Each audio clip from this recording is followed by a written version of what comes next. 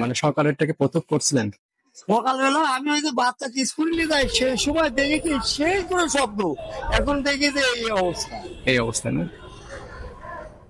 মানে শব্দটা কেমন ছিল? সে বেগায়দা শব্দ ছিল, ওরে মানে বাপরে। তারপরে তো একটা বিকট একটা, আমি তো বজ্রপাত হলে পরে আমরা তো দেখি যে হয়, কিন্তু এটা তো যে বেড়ে গেছে। এটা আমি মনে কি আমি কলেজ দিকে ওই কর্নারে ছিলাম, ওই কর্নারে থাকার পর সে বেগায়দা শব্দ।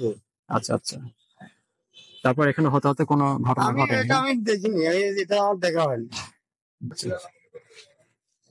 এজন্য একটু সতর্ক হতে আমি হবে। এটাই তো দেখলাম যে ঠিক আছে, এখন এই অবস্থা। কিন্তু আমাদের যারা বাচ্চা কাচ্চা যারা আছে তারা দেখা যায় বজ্রপাতের সময় বাইরে ঘোরাঘুরি করে। এটাই তো ঠিক এখন না। এখানে দেখা যাচ্ছে কি আপনার যদি আপনার যখন ঝড় হচ্ছে, ঝড় বাদলের পরে দেখা যায় 10, 15, 20 মিনিট হ্যাঁ ঘরের ভিতরে রাখতে হবে, মানে যাতে বাইরে না যায়। হ্যাঁ হ্যাঁ, ঠিক এটাই আছে। ঠিক। দেখতে পাচ্ছেন সকাল আনুমানিক 8টার পর থেকে আমাদের মেঘলা আকাশ আর কি। তারপরে হালকা করে একটি মেঘের আওয়াজ করে দেখতে পাচ্ছেন আপনারা গাছটা অনেক বিভ্রান্ত ভাবে অনেক ক্ষতি হয়েছে আমাদের কলেজ ক্যাম্পাসে। আনুমানিক 8টা 10-এর এইদিকে দেখতে পাচ্ছেন। এটা থেকেই আমাদের শিক্ষা গ্রহণ করা উচিত যে মহান আল্লাহ তাআলা চাইলেই অনেক কিছুই করতে পারে।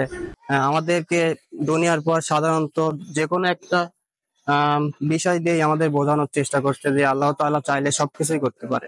এজন্যই আমাদেরকে সতর্ক বাণী গ্রহণ করার জন্য অনুরোধ জানানো যাচ্ছে যে আমরা 5 ওয়াক্ত নামাজ কালাম পড়বো, আল্লাহর পথে ইবাদত করব। ইনশাআল্লাহ বুঝতে পারছেন। ধন্যবাদ।